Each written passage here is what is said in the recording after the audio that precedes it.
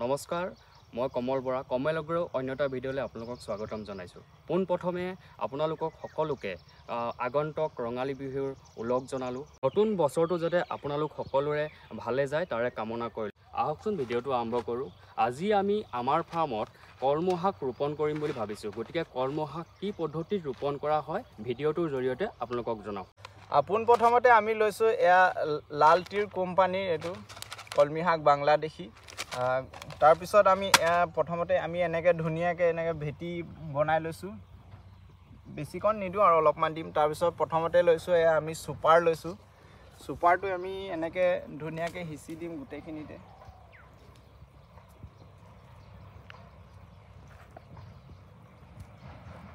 ধুনীয়াকৈ এনেকৈ বন্ধুসকল সিঁচি ল'ব চুপাৰটো।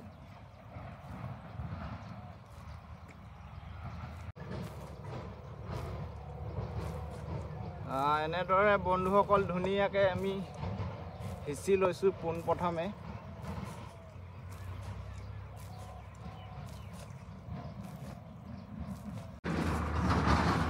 এনেকৈ ধুনীয়াকৈ সিঁচি লোৱাৰ পিছত আমি এয়া দেখিবলৈ পাইছে এয়া যিটো এৰী পলুৰ ৱেষ্টেজ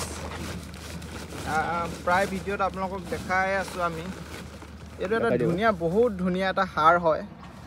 এইটো ধুনীয়াকৈ আমি সিঁচি ল'ম। এনেকৈ সিঁচি ল'ব বন্ধুসকল। বিশেষ ইয়াত এনে গোবৰ দিলেও হয়, বিশেষ একো বেলেগ সাৰ দিব প্ৰয়োজন নাই। খুব কম সাৰত হয় আচলতে। প্ৰায় 1 মাহত আপোনালোকে প্ৰথম হাৰ্ভেষ্টিং কৰিব পাৰিব আৰু ছেকেণ্ড হাৰ্ভেষ্টিং 20ৰ পৰা 25 দিনত একদম 15 দিনতো কিছুমান ধৰি লওক আপোনালোকে যদি গোবৰ চোবৰ ধুনীয়াকৈ দি মেইনটেইন কৰি ৰাখে, জাবৰ চাবৰ উঠিব নিদিয়ে, 15 দিন বা 16 দিনত আপোনালোকে হাৰ্ভেষ্টিং কৰি থাকিব পাৰিব। প্ৰায় 7ৰ পৰা 8 বাৰ হাৰ্ভেষ্টিং কৰিব পৰা যায়। এই কলমৌ শাকটো আচলতে বহুত কম খৰচত হয় আৰু ভাল এটা প্ৰফিটেবল খেতি হয়।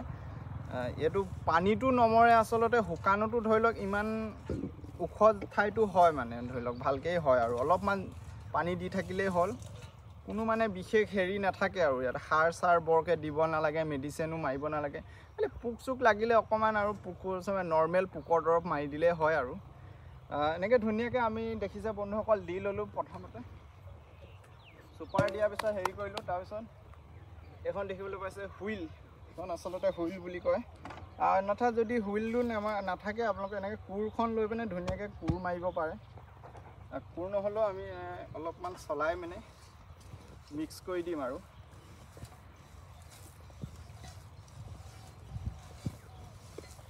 এনেকৈ ধুনীয়াকৈ এইটো মিক্স হৈ যাব। এনেধৰণে ধুনীয়াকৈ এনেকৈ মিক্স কৰি ল'ব। মিক্স কৰি লোৱাৰ পিছত এনেকুৱা এডাল মাৰি ল'ব ধুনীয়াকৈ। জেগাটো এনেকৈ ধুনীয়াকৈ সমান কৰি ল'ব এনেধৰণে।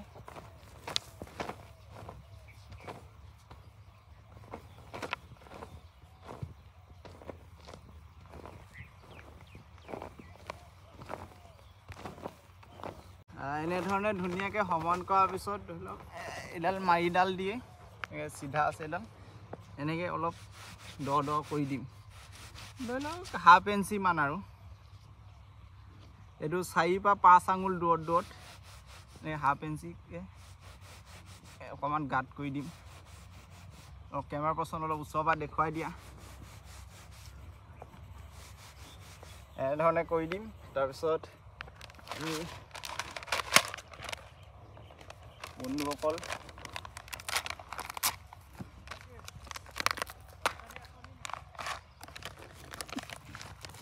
গুটিটো দেখিবলৈ পাইছে এনেধৰণৰ হয় কলমৌ শাকৰ গুটিটো। তাৰপিছত ইমান আমি 3 ইঞ্চি 4 ইঞ্চি দুৱে এনেকৈ গুটিটো দি দিম।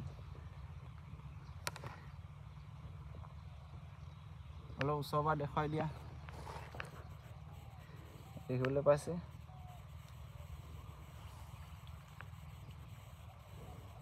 এনেধৰণে দি দিলেই হ'ল।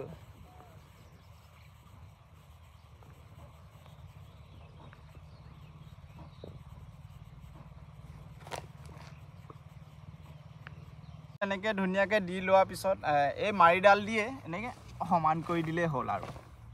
বিশেষ ইমান প্ৰচেছ নাই, ধৰি লওক টেনশ্যন কৰিবলগীয়া কথা নাই। এনেকৈ সমান কৰি দিব লাগে।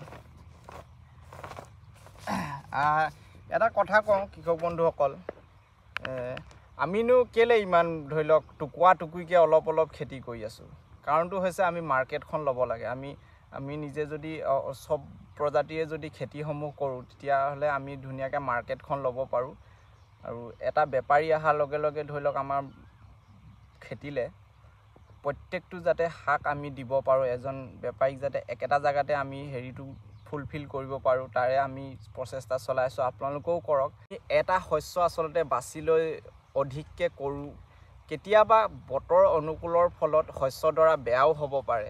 গতিকে আমি বিভিন্ন ধৰণৰ খেতি কৰিব লাগে, এটাকে ধৰি ৰাখি থ'ব নালাগে, কমকৈ সকলো ধৰণৰ শস্য কৰিব লাগে। সেইটোৱে মই অনুৰোধ জনালোঁ। যদিহে ভিডিঅ'টি চাই ভাল লাগিলে লাইক, কমেণ্ট, শ্বেয়াৰ, ছাবস্ক্ৰাইব কৰি দিব আমাৰ চেনেলটি এনেধৰণৰ ভিডিঅ' পাই থাকিবলৈ। ধন্যবাদ।